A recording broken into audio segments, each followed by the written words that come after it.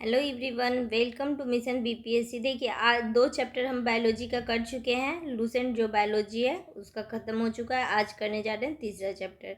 ठीक है, तो स्टार्ट करते हैं। प्रारंभिक निम्न कोटि के जीवों की क्रमिक परिवर्तन द्वारा अधिकाधिक जीवों की उत्पत्ति को जैव विकास कहा जाता है। जीव जंतु की रचना, कार्यकी एवं रासायनिक, भ्रूणीय विकास, वितरण आदि में विशेष क्रम व आपसी संबंध के आधार पर सिद्ध किया गया है कि जैव विकास हुआ है। ठीक है, मतलब जैव विकास क्या है, ऑर्गेनिक इवोल्यूशन क्या है।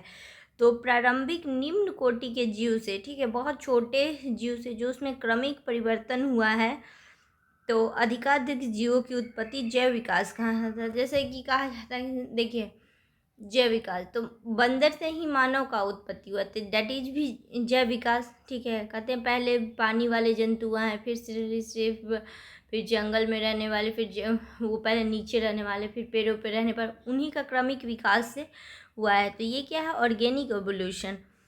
जीव जंतु की रचना, कार्यकी और रासायनिक, भ्रूणीय विकास, वितरण आदि में विशेष क्रम व आपसी संबंध के आधार पर सिद्ध किया गया कि जैव विकास हुआ है। लेमार्क, डार्विन, वेलेस, डी व्रिज आदि ने जैव विकास के संबंध में अपनी अपनी परिकल्पना को सिद्ध करने के लिए इन्हीं संबंधों को दर्शाने वाले निम्नलिखित प्रमाण प्रस्तुत किए।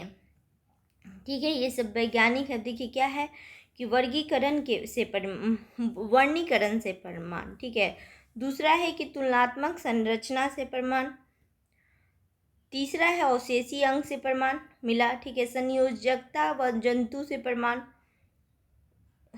पूर्वजता से प्रमाण, तुलनात्मक भौमिकी से प्रमाण, भौगोलिक वितरण से प्रमाण, तुलनात्मक कार्यकी से प्रमाण, अनुवांशिकी से प्रमाण, पशुपालन से प्रमाण, रक्षात्मक समरूपता से प्रमाण, जीवाश्म विज्ञान एवं जीवाश्मों से प्रमाण। ठीक है, तो इस तरह देखिए कुछ प्रमाण मिले, तो उन्होंने बताया कि इसका क्या हुआ है, जैव विकास हुआ है। ठीक है, अब देखिए, अब पहला है जैसे समजात अंग। समजात अंग क्या है, तो ऐसे अंग जो विभिन्न कार्यों के लिए उपयोजित हो जाने के कारण काफ़ी असमान दिखाई देते हैं, परंतु मूल संरचना और भ्रूणीय परिवर्तन में समान होते हैं। ठीक है, तो वो क्या कहलाते हैं, समजात अंग कहलाते हैं। ऐसे अंग जो विभिन्न कार्यों के लिए आयोजित हो जाने के कारण काफ़ी असमान दिखाई देते हैं, परंतु मूल रचना और भ्रूणीय परिवर्तन में समान होते हैं, उसे क्या कहते हैं, समजात अंग कहते हैं, यानी होमोलोजस ऑर्गन। जैसे कि उदाहरण के लिए कहता है, सील के फ्लिपर, चमगादड़ के पंख, घोड़े की अगली टांग, बिल्ली का पंजा व मनुष्य के हाथ की मौलिक रचना एक जैसी होती है। ठीक है, देखिए चमगादड़ का जो पंख को यदि हम देखें, घोड़े का अगला टांग, ठीक है, बिल्ली का पंजा और मनुष्य का हाथ, तो इनको देखेंगे ना कि इनकी जो मौलिक संरचना है वो एक जैसी है। तो ये क्या है, होमोलोजस ऑर्गन है। मतलब कि देखिए, जब ये विभिन्न कार्यों के लिए उपायोजित हो रहे हैं तो काफ़ी असमान दिखाई देते हैं। ठीक है, अपना अपना काम कर रहा है तो वो असमान दिखाई दे रहा है, लेकिन उनकी मूल संरचना या हम भ्रूणीय परिवर्तन देखें, ठीक है, कि तो देखेंगे भ्रूणीय परिवर्तन मतलब जब ये विकसित हो रहे हैं तब देखेंगे कि इनका जो परिवर्तन हुआ है समान तरीके से हुआ है। इन्हीं में से ह्यूमेरस, रेडियो अल्ना, कॉर्प्स, मेटाकॉर्प्स आदि अस्थियां होती हैं। ठीक है, ये भी देखिए समजात अंग में क्या हो जाएगा, तो ह्यूमेरस, रेडियो अल्ना, कॉर्प्स, मेटाकॉर्प्स, ये सब क्या है, अस्थियां हैं। इनका भ्रूणकीय विकास भी एक सा ही होता है, परंतु इन सभी का कार्य अलग अलग होता है। ठीक है, मतलब यदि इनको देखें तो भ्रूणिक विकास जो है वो एक सा होता है, लेकिन इन सभी का कार्य जो होता है वो अलग अलग होता है। जैसे सील का फ्लिपर तैरने के लिए, चमगादड़ का पंख उड़ने के लिए, घोड़े का टांग दौड़ने के लिए और मनुष्य का हाथ वस्तु पकड़ने के लिए अनुकूलित है। ठीक है, जो सील होते हैं ना, जो जल में पाया जाता है, तो उसका फ्लिपर होता है तो वो तैरने के काम आता है। ठीक है, चमगादड़ का जो पंख होता है वो उड़ने के लिए आता है, घोड़े का टांग होता है दौड़ने के लिए आता है, मनुष्य का हाथ होता है जो पकड़ने के लिए अनुकूलित है। ठीक है, तो ये हुआ हमारा समजात अंग, होमोलोजस ऑर्गन। अगला होता है एनालॉगस ऑर्गन। ये क्या होता है देखते हैं।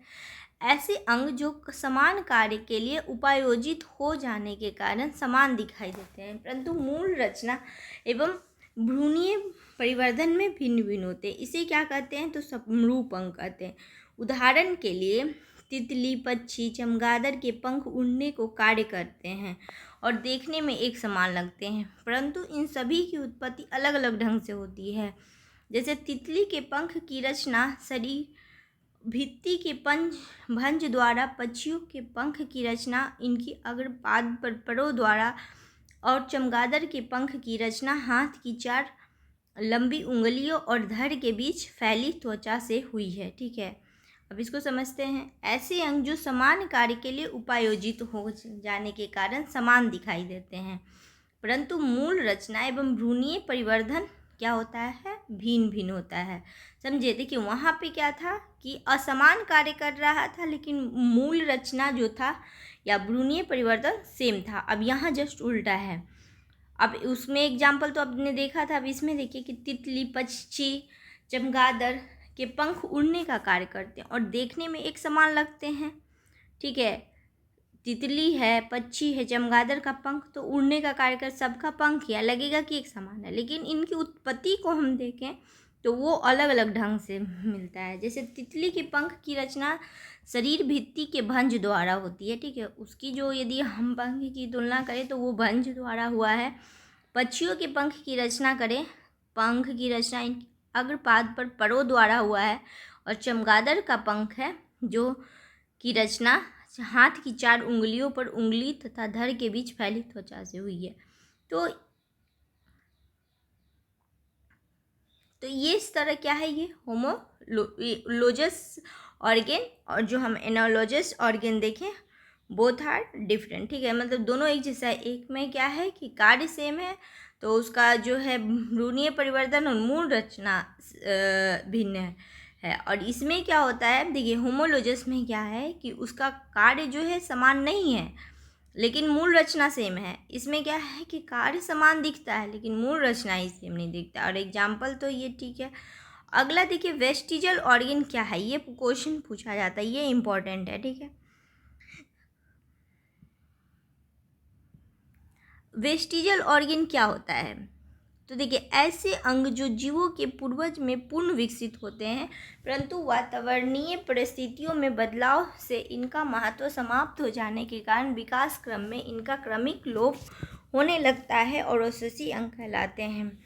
उदाहरण के लिए जैसे कि कर्ण पल्लव, मतलब पिन्ना उसको बोलते हैं, त्वचा के बाल, बर्मी फॉर्म, अपेंडिक्स। देखें जैसे सबसे अच्छा इसका एग्जाम्पल है अपेंडिक्स से समझना है। मनुष्य के शरीर में अपेंडिक्स एक अंग होता है। ठीक है, पेट में पाया जाता है। वो क्या होता है कि देखिए जब मनुष्य की उस फेज को देखें जब वो मांस खाता था, ठीक है, तो उस अंग का यूज होता था कच्चे मांस के पचाने में, लेकिन आज के डेट में उसका कोई यूज नहीं है, क्योंकि हम कच्चा मांस तो खाते नहीं है, रॉ मटेरियल हम बहुत कम खाते हैं। तो अब क्या हुआ कि वो धीरे धीरे अंग अवशेषी अंग बन गया, उसका कोई यूज ही नहीं हुआ। ठीक है, तो अभी तो जैसे कि भारत नहीं बट अमेरिका और यूरोपीय देशों में क्या किया जाता है कि जब बच्चा जन्म ही लेता है तो उसके बॉडी से वो अंग काट के हटा दिया जाता है, क्योंकि कभी कभी ऐसे सुने होंगे कि अपेंडिक्स ऑपरेशन होता है बॉडी में, तो वो फिर पेनफुल होता है, कष्ट होता है। क्या होता है कि कभी कभी वो विकसित हो जाता है, जैसे कि आप यदि रॉ फूड ज़्यादा कच्चा खा लिए कभी, तो धीरे धीरे वो क्या होता है ना, वो एक्टिव हो जाता है। अब थोड़ा सा एक्टिव हो गया तो फिर होता है पेट में दर्द वगैरह होने लगता है, तो फिर उसको हटवाना पड़ता है। ठीक है, फिर डॉक्टर ऑपरेशन के द्वारा हटा दिया जाता है। तो ये क्या है ना, ऑब्सेसिव अंग। तो पूछ सकता है कि ऑब्सेसिव अंग कौन है, तो बॉडी फॉर्म अपेंडिक्स है, त्वचा के बाल, कर्ण पिल्ला। ठीक है, जैसे कान की यहाँ पे जो बाह्य आवरण में छोटी सी यहाँ दिखती है, तो इसका भी कोई यूज नहीं है, बट है अभी मनुष्य के रूप में तो अवशेष। तो इसलिए इस तरह बोला जाए कि शरीर में कितने अवशेषी अंग हैं, तो 100 अवशेषी अंग हैं।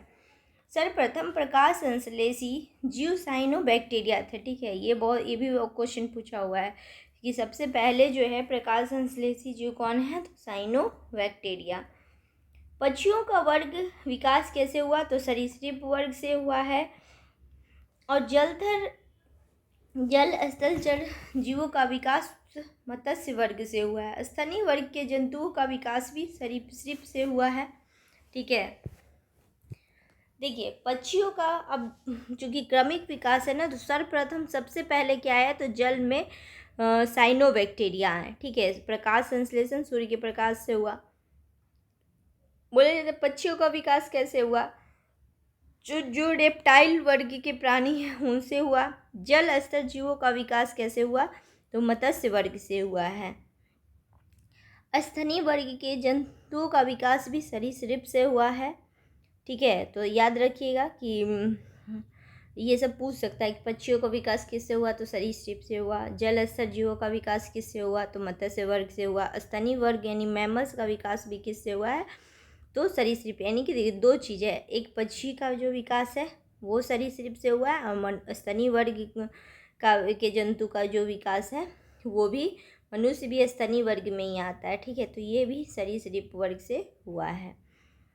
देखिए फ्रेंड, आगे अब हम पढ़ेंगे जीवाश्म। अनेक ऐसे प्राचीन काल जीवों एवं पादपों के अवशेष जो हमारे पृथ्वी पर विद्यमान थे परंतु बाद में समाप्त अर्थात विलुप्त हो गए, भूपटल की चट्टानों में परिरक्षित मिलते हैं, उन्हें जीवाश्म कहते हैं। और इनके अध्ययन को क्या बोलते हैं, जीवाश्म विज्ञान कहते हैं। ठीक है, तो ये जीवाश्म तो समझते हैं कि जब जीव या कोई जीव है, पादप है, पेड़ पौधे, वो क्या है, पृथ्वी के अंदर दब गए। ठीक है, तो उस फाइनली क्या होते हैं, चट्टान में बदल जाते हैं, पेट्रोलियम बदल जाते हैं। ये क्या कहलाते हैं, जीवाश्म। और इसके स्टडी को क्या कहते हैं, जीवाश्म विज्ञान। अब देखिए ये जो अब हम पढ़ने जा रहे हैं बहुत इंपॉर्टेंट है। जैसे जैव विकास का सिद्धांत, तो जैव विकास के संबंध में अनेक सिद्धांत प्रतिपादित किए गए, जैसे लेमार्कवाद, डार्विनवाद, उत्तर परिवर्तनवाद प्रमुख है। ठीक है, क्या क्या है, तो लेमार्कवाद, डार्विनवाद, उत्परिवर्तनवाद, ये सब क्या है ना कि इसमें प्रमुख है। लेमार्कवाद क्या है, तो लेमार्क का सिद्धांत जो है 1809 ईस्वी में उनकी पुस्तक फिलोसफिकल जूलॉजिक में प्रकाशित हुआ। ठीक है, लेमार्क का जो सिद्धांत है 1809 ईस्वी में क्या हुआ, उसकी पुस्तक है फिलोसफिकल जूलॉजिक, उसमें प्रकाशित हुआ। इस सिद्धांत के अनुसार जीव एवं इसके अंगों में सतत बड़े होते रहने की प्रवृत्ति होती है और इन जीवों पर वातावरणीय परिवर्तन का सीधा प्रभाव पड़ता है। इसके कारण जीवों में विभिन्न अंगों का उपयोग घटता बढ़ता रहता है। अधिक उपयोग में आने वाले अंगों का विकास अधिक और कम उपयोग में आने वाले अंगों का विकास कम होने लगता है। इसे अंगों के कम या अधिक उपभोग का सिद्धांत कहते हैं। इस प्रकार से जीवों द्वारा उपार्जित लक्षणों की वंशागति होती है, जिसके फलस्वरूप नई नई जातियाँ बन जाती हैं। उदाहरण के लिए जिराफ का गर्दन का लंबा होना। देखिए बहुत इम्पोर्टेंट सिद्धांत दिया था लेमार्क, जो ये जर्मनी के वैज्ञानिक थे। ठीक है, देखिए फ्रेंड, आपको कुछ थोड़ा भी याद हो तो एक चीज़ जैसे कि हुआ था जब हम बताए थे कि जीव विज्ञान शब्द का सबसे पहले उपयोग जो है ना, तो लेमार्क जो जर्मनी के थे और ट्रेवेनिरस जो फ्रांस के थे, उन्होंने क्या बताया था कि 1801 में जीव विज्ञान शब्द का सबसे मतलब, ऐसे तो अरस्तु बताए थे, ठीक है, 324-84 के आसपास, लेकिन उसके बाद जीव विज्ञान शब्द है उसकी उत्पत्ति हुई। तो उन्होंने ही फिर देखिए 1801 में तो जीव विज्ञान शब्द दिया, बाकी उन्होंने 1809 में लेमार्क सिद्धांत जो है, उनकी एक बुक थी फिलोसफिक जूलॉजिक। ठीक है, क्या था उसके बुक का नाम, फिलोसफिक जूलॉजी। अब देखिए इस सिद्धांत के अनुसार क्या हुआ कि जीवों एवं इनके अंगों से सतत बड़े होते रहने की प्राकृतिक प्रवृत्ति होती है। मतलब उन्होंने बताया कि जीव और इनके अंग में क्या होता है कि सतत बड़े होने रहने की प्राकृतिक प्रवृत्ति होती है। इन जीवों पर वातावरणीय परिवर्तन का सीधा प्रभाव पड़ता है। इसके कारण जीवों के विभिन्न अंगों का उपयोग घटता बढ़ता रहता है। देखिए मतलब समझना यहाँ ये है कि इनका कहना था कि जीव एवं इनके जो अंग होते हैं, मतलब जैसे मान लीजिए हम मनुष्य एक जीव है और इनके अंग में हाथ, नाक, कान, पैर, त्वचा ये सब है, तो में सतत बड़े होते रहने की प्राकृतिक प्रवृत्ति होती है। ठीक है, इन जीवों पर वातावरणीय परिवर्तन का सीधा प्रभाव पड़ता है। इस कारण जीव में विभिन्न अंगों का उपयोग घटता बढ़ता रहता है। अधिक उपयोग में आने वाले अंगों का विकास अधिक और कम उपयोग में आने वाले अंगों का विकास कम होने लगता है। अब देखिए, जैसे कि बोला कि सतत बड़े होने रहने की प्रकृति होती है। अब हम अपनी तुलना करते हैं हम एक मनुष्य लेते हैं और एक पेड़ का। देखिए मनुष्य का भी बढ़ना वो बढ़ता है एक क्रम तक वो बढ़ता है, लेकिन बहुत ज़्यादा नहीं, एक लिमिट्स में आकर उसकी स्टॉप होती है। तो ये वातावरणीय है। अब मनुष्य जब बहुत लंबा, तो फिर उसको नीचे झुकना पड़ता, बार बार नीचे झुक रहा है, अब बैठ रहा है, तो फिर वो एक लिमिट होती है। तो इसका वातावरणीय प्रभाव पड़ रहा है, ऐसा नहीं। लेकिन यही पौधे की लंबाई, तो वो सूर्य की खोज में आगे बढ़ता जाता है। ठीक है, जितना ऊंचा जाएगा उसको उतना होगा, तो उस अंग का ज़्यादा उपयोग कर रहा है। लेकिन यदि यही मनुष्य है तो सूर्य से उसको ग्राउंड पे ज़्यादा काम करना पड़ेगा, बैठना पड़ेगा, कुछ लेना पड़ेगा, तो झुकता है। तो फिर उसकी हाइट भी है ना एक लिमिट तक कम होती है। तो ऐसा इन्होंने बोला। ठीक है, इसको हम ऐसे एग्जाम्पल से समझ सकते हैं। अब इसके कारण जीवों में विभिन्न अंगों का उपयोग घटता बढ़ता रहता है। अधिक उपयोग में आने वाले अंगों का विकास अधिक और कम उपयोग में आने वाले अंगों का विकास कम होने लगता है। इसे अंगों का कम या अधिक उपभोग का सिद्धांत भी कहते हैं। अब जैसे इसको ऐसे एग्जाम्पल से समझते हैं, मतलब जस्ट आपने कभी किचन यूज किया होगा तो देखा होगा, जैसे कुछ जो किचन के डब्बे होंगे, तो जितना हम आगे यूज करते हैं, उस जो फ्रीक्वेंटली यूज होता है वो आगे होते जाते हैं। और ऑब्वियसली जो डब्बा कम यूज, इतना पहले कुछ पीछे जाएगा, फिर कुछ पीछे एकदम अंत में जब सफाई करते हैं तो फिर देखते हैं कि एकदम पीछे हुआ, तो फिर तो उसको हम निकालते हैं। ठीक है, तो इसी तरह बोला कि जिस अंग का हम जितना यूज करेंगे वो उतना मतलब विकास होगा, और जिसका हम कम यूज करेंगे फिर वो, तो इसका जस्ट एग्जांपल है जो अवशेषीय अंग हमने पढ़ा, अपेंडिक्स। जैसे आज के डेट में अपेंडिक्स का कोई यूज नहीं है। ठीक है, तो इसको बोलते हैं उपभोग का सिद्धांत। अगला कहता है कि इस प्रकार से जीवों द्वारा उपार्जित लक्षणों की वंशगति हुई, जिसके कारण क्या हुई, नई नई जातियाँ बन जाती है। उदाहरण के लिए जिराफ का गर्दन जो है वो लंबा। अब देखिए जिराफ क्या हुआ कि वो अपने गर्दन का इतना यूज किया कि उसका गर्दन मतलब ऊंचा उठते गया। ठीक है, किसी चीज़ को खाने के लिए गर्दन को ऊंचा किया तो उसकी गर्दन ऊंची होती गई। ठीक है, जैसे बोला जाता है यदि जैसे कि किसी के फादर्स या जेनेटिक्स उसको प्रॉब्लम है, तो बच्चे को कहा जाता है कि जंपिंग वगैरह कराइए, हाइट जंपिंग, तो उससे उसकी लंबाई बढ़ती, क्योंकि फिर जब ऐसे प्रैक्टिस में होते तो यही इनका लैमार्कवाद का सिद्धांत था कि आप जिस अंग का जितना ज़्यादा उपयोग करेंगे वो अंग उतना बढ़ेगा। ठीक है, अच्छा देखिए, अब तो ये पूरा अच्छे से क्लियर हुआ। अगला है कि उपार्जित लक्षणों का अध्ययन को क्या कहते हैं, टोंटोलॉजी कहते हैं। उपार्जित जो लक्षण है उसका अध्ययन को हम लोग क्या कहते हैं, टोंटोलॉजी। ठीक है, ये भी इम्पोर्टेंट है, पूछ सकता है व्हाट इज टोंटोलॉजी, तो याद रखिए उपार्जित लक्षणों का जो अध्ययन है दैट इज टोंटोलॉजी। अगले फ्रेंड, डार्विनवाद क्या है, तो जैव विकास के संबंध में डार्विनवाद सर्वाधिक प्रसिद्ध था। डार्विन का अवशेष का महानतम अन्वेषक कहा गया है। जैसे चार्ल्स डार्विन 1809 से 1882 में, मतलब चार्ल्स डार्विन का ये लाइफ, इनका जन्म हुआ था मान लीजिए 1809 और मृत्यु है 1882, ऐसा यदि कॉलम में दिया रहा है तो इसका मतलब यही होता है। ठीक है, ने 1831 ईस्वी में बीगल नामक एक विश्व सर्वेक्षण जहाज पर पूरे विश्व का भ्रमण किया। ठीक है, मतलब 1831 में एक बीगल नामक जहाज पे बैठे और जहाज के थ्रू ही उन्होंने पूरे विश्व का भ्रमण किया। तो डार्विनवाद क्या कहता है देखिए पहले क्या था, लैमार्कवाद, ठीक है ना, 1809 में। अब 1831 की बात है, तो ये उसके बाद आए हैं, तो उन्होंने क्या दिया इसको समझना है।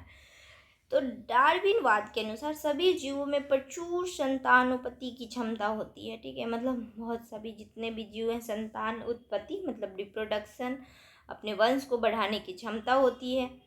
अतः अधिक आबादी के कारण प्रत्येक जीव को अपनी आवश्यकता की पूर्ति हो तो दूसरे जीवों से जीवन पर्यंत संघर्ष करना पड़ता है। ये संघर्ष सजातीय, अंतरजातीय, पर्यावरणीय होते हैं।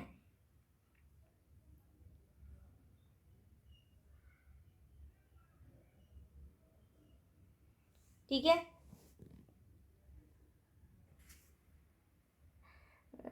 देखिए तो देखिए अब क्या है ना कि सजातीय, अंतरजातीय और पर्यावरणीय। देखिए दो वर्ड होता है, एक होता है अंतरजातीय। अंतरजातीय मतलब हुआ इन, जैसे देखिए इंटर कास्ट, ठीक है, तो ये हुआ कि दूसरे कास्ट में, मतलब मान लीजिए कि दो कास्ट है, एक यादव है एक राजपूत है, ठीक है, तो इन दोनों का मैरिज होता है तो जनरली, ठीक है, तो इंटर कास्ट मतलब कि इन दोनों की शादी हुई तो डेट इज इंटर कास्ट। एक होता है इंट्रा कास्ट, ठीक है, तो ये वर्ड देखिए कुछ कुछ होते हैं बहुत इंपॉर्टेंट होते हैं। तो इंट्रा कास्ट, इंट्रा कास्ट मतलब अंत, ठीक है, इसका होता है अंत वर्ड होता है, इसका होता है अंतर, ठीक है। तो यहाँ पे जो है ना अंतर जातीय है, मतलब कि डिफरेंट कास्ट, मतलब यहाँ पे ये समझिए कास्ट मतलब हुआ कि जात मतलब ही हुआ, मतलब मनुष्य जाति, मान पशु जाति, ऐसे करके, ठीक है। तो इसका ये दो वर्ड था, इंटर, इंटर मतलब आप समझे ना कि सेम, जैसे कि मतलब सिंपली मैं बता रही यादव, तो यादव यादव की यदि शादी होती है डेट इज इंट्रा कास्ट।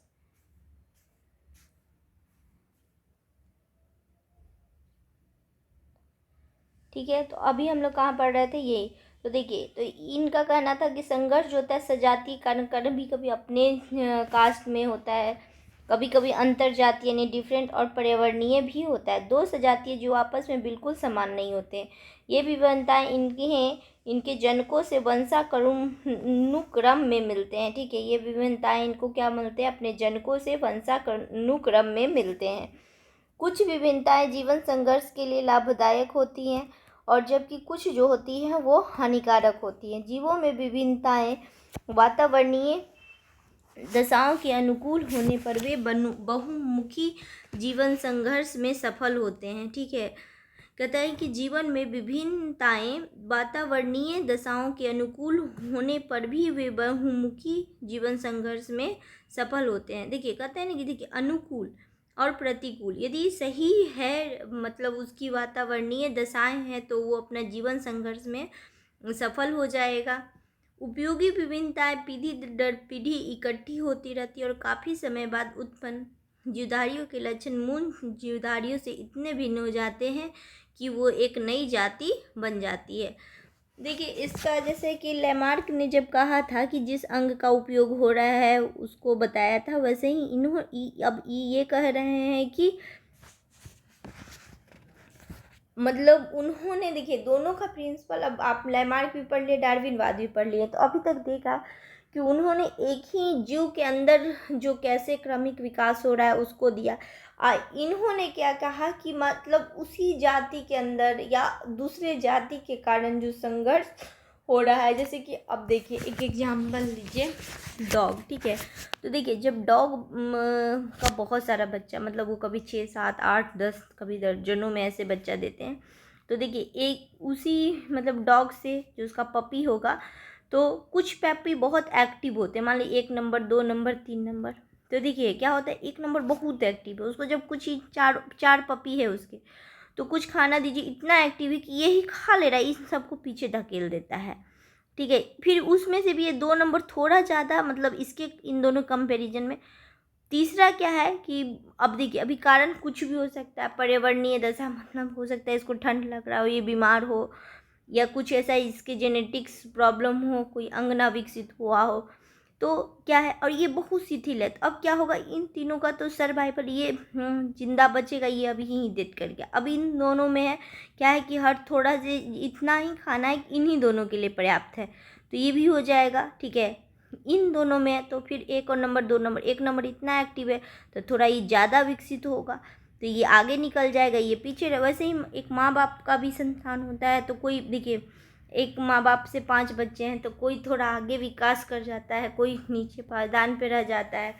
तो ऐसे ही इन्होंने कहा कि यदि वातावरणीय अनुकूल दशाएं था, उस पपी को जितना खाना वातावरणीय जो उसको मिला तो वो आगे बढ़ गया, ठीक है। तो यही फिर क्या हुआ, समय के बाद क्या होते हैं, उसके लक्षण इतने भिन्न बन जाते हैं कि वो है एक नई जाति बन जाती है। तो ऐसे ही अब जैसे बिल्ली है, बिल्ली का और लगभग एक लियोपार्ड का स्ट्रक्चर देखिए तो सेम है। तो अब मान लीजिए एक बिल्ली है, इतना अपने आप को डेवलप कर किया कि वो जंगल में चली, फिर जंगल में चल गया तो उसका धीरे धीरे उसको बॉडी रफ एंड टफ बना, वो ऐसे तो उनका कहना था कि बिल्ली से ही लियोपार्ड बना। फिर वहाँ उन्होंने ज़्यादा संघर्ष किया तो उसके बॉडी थोड़े ज़्यादा बलिष्ठ बने।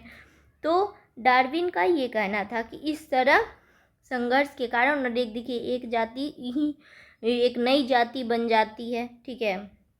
अब डॉग ही होता है तो डॉग देखिए, अच्छा एक बेस्ट एग्जांपल अभी मेरे दिमाग में आया, देखिए डॉग ही होता है तो डॉग की भी डिफरेंट टाइप्स होते हैं। जैसे जो ठंडे प्रदेशों में रहने वाले डॉग होते हैं उनके बहुत झबड़े झबड़े बाल होते हैं, जो जो मैदानी भाग में रहते हैं उनके कम होते हैं। हर देश का अपना अपना बहुत सारी इसी तरह गाय की भी जो प्रजातियाँ होती है, जैसे एक जर्सी गाय है, वो बहुत ठंडा प्रजाति में, उसको गर्मी नहीं बर्दाश्त होता है। मैदानी जो हम लोग का घरेलू गाय होती है, जो अपनी देसी गाय बोलते हैं, वो इतना रोग प्रतिरोधक क्षमता होती है कि उसको कुछ जल्दी रोग नहीं होगा। ये सब होता है, थोड़ा सा गर्मी नहीं बर्दाश्त करता है, थोड़ा सा ये क्या हुआ ना कि एक तो एक खैर ये तो भी एक उसी जाति में गाय की कम मान लीजिए कि प्रजाति बने। फिर इनका कहना था कि उससे हो सकता है कि एक नई जाति भी बन जाए, ठीक है। तो ये डार्विनवाद था। अगला है न्यू डार्विनिज्म, ठीक है, यानी नव डार्विनवाद क्या कहता है कि डार्विन के पश्चात इनके समर्थकों द्वारा डार्विनवाद को जीनवाद के ढांचे में ढाल दिया गया, जिसे नव डार्विनवाद कहा जाता है। इसके अनुसार किसी जाति पर कई कारकों को एक साथ प्रभाव पड़ता है, जिससे इस जाति से नई जाति बन जाती है, ठीक है।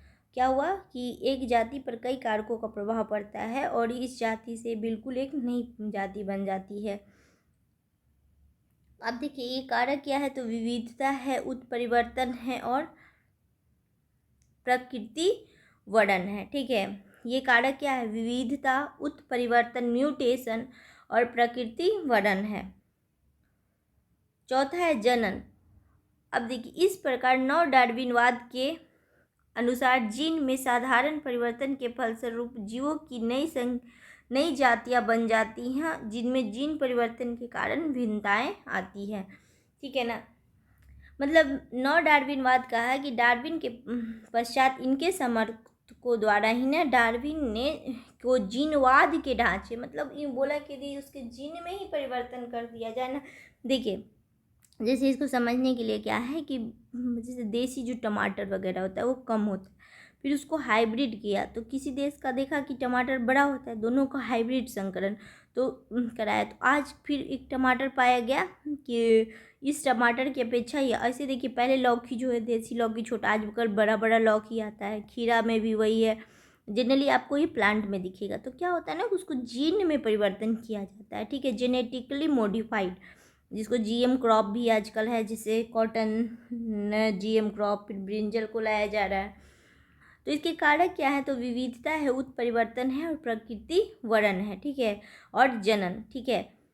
क्या है इसके कारक, क्या हो सकते हैं, विविधता हो सकती है, दोनों में डिफरेंस, उत्परिवर्तन। देखिए उत्परिवर्तन भी बहुत अच्छा वर्ड है, एक म्यूटेशन वर्ड आता है, जैसे कि अभी कोरोना का ही जो नया नया वेरिएंट आ रहा है, तो कहता है कि ये क्या होता है ना, कुछ समय बाद अपने आप का ना रूप को चेंज कर लेता है, ठीक है, मतलब अपने वेरिएंट उसी में कुछ परिवर्तन आ जाता है, तो डेट इज़ उत्परिवर्तन। इस पर एक मूवी भी बनी है, म्यूटेशन मूवी है, वो हॉलीवुड की है, ठीक है, तो आप उसको देख सकते हैं। प्रकृति वर्ण, प्रकृति में वो कितना सेलेक्ट हो पा रहा है, जनन, ठीक है।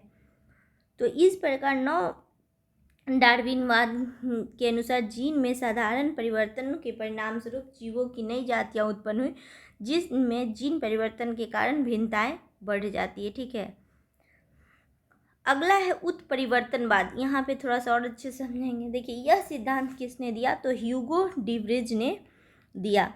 ह्यूगो डिवरेज द्वारा प्रतिपादित किया गया था। इस सिद्धांत के 5 प्रमुख तथ्य हैं जो निम्नलिखित हैं। जैसे नए जीव जातियों की उत्पत्ति लक्षणों में छोटी छोटी और स्थिर विभिन्नताओं के प्राकृतिक चयन द्वारा पीढ़ी दर पीढ़ी संचय एवं क्रमिक विकास के फलस्वरूप नहीं होती है, बल्कि यह उत्परिवर्तनों के फलस्वरूप होती है। ठीक है, अब देखिए, कहता है कि जो नई जीव जाति की उत्पत्ति होती है, देख इसको थोड़ा सा अच्छे से समझना इसलिए ज़रूरी है ना, क्योंकि ये बहुत इंपॉर्टेंट टॉपिक बन जाता है। तो पहला तो देखिए, सबसे पहला ये कोई प्रश्न पूछेगा कि इसकी खोज किसने की थी? तो ह्यूगो डिवरेज ने किया था। इस सिद्धांत के 5 प्रमुख जो लक्ष्य तथ्य हैं वो क्या है? तो नई जीव जातियों की उत्पत्ति लक्षणों में छोटी छोटी एवं स्थिर विभिन्नताओं का प्राकृतिक चयन द्वारा पीढ़ी दर पीढ़ी संचय और क्रमिक विकास के फलस्वरूप नहीं होता, बल्कि यह उत्परिवर्तन के फलस्वरूप होता है। ठीक है, जैसे इन्होंने कहा ना कि देखिए, जो न्यू जातियों की उत्पत्ति के जो लक्षण है वो छोटी छोटी विभिन्नताएं या प्राकृतिक चयन द्वारा पीढ़ी दर पीढ़ी संचय या विकास के फलस्वरूप नहीं होता, जबकि कब होता है? जैसे उसमें म्यूटेशन। मैं रिकमेंड करूँगी कि वो एक मूवी है, आप ज़रूर देखें। ठीक है, तो म्यूटेशन के फलस्वरूप उन्होंने क्या बताया कि बल्कि यह उत्परिवर्तन के फलस्वरूप होता है। ठीक है, तो मतलब जब उसमें चेंज आएगा ना, तो वो क्या होगा कि फाइनली उस जाति से उसका जो है वो डिफरेंट जाति बना, उसमें भी उसके लक्षण दिखाई देंगे। इस प्रकार से उत्पन्न जाति का प्रथम सदस्य उत्परिवर्तक कहलाता है और यह उत्परिवर्तित लक्षण के लिए शुद्ध नस्ल का होता है। ठीक है, जो पहला जो प्रथम सदस्य, मान लीजिए मैन ही है, फर्स्ट मैन, इसमें कुछ इतना चेंज हुआ देखिए, जैसे उस मूवी में यही दिखाया गया कि जैसे उसको कुछ भी लोहा से मारो काटो, इतना वो मतलब अपने चेंज कर लेता है कि वो कर ही नहीं पाता है। ठीक है, जैसे जनरली मनुष्य को यदि पानी में रखा जाए तो वो मर जाएगा, लेकिन उस मनुष्य में इतना चेंज हो जाता है कि उसको पानी में रखने पे भी नहीं मरता है। तो यही बोलते हैं उत्परिवर्तन। ठीक है, तो जो ये मैन फर्स्ट है ना, इसी से मैन 2 बना है, तो that first man is called उत्परिवर्तक। उत्परिवर्तन अनिश्चित होते हैं, ये किसी एक अंग विशेष अथवा अनेक अंगों के साथ उत्पन्न हो सकते हैं। ठीक है, मतलब किसी एक अंग में हो जाएगा या अनेक अंग के साथ उत्पन्न हो सकता है। सभी जीव जातियों में उत्परिवर्तन की प्राकृतिक प्रवृत्ति होती है। ठीक है, जातियों की विभिन्न सदस्यों में उत्परिवर्तन भिन्न भिन्न होते हैं।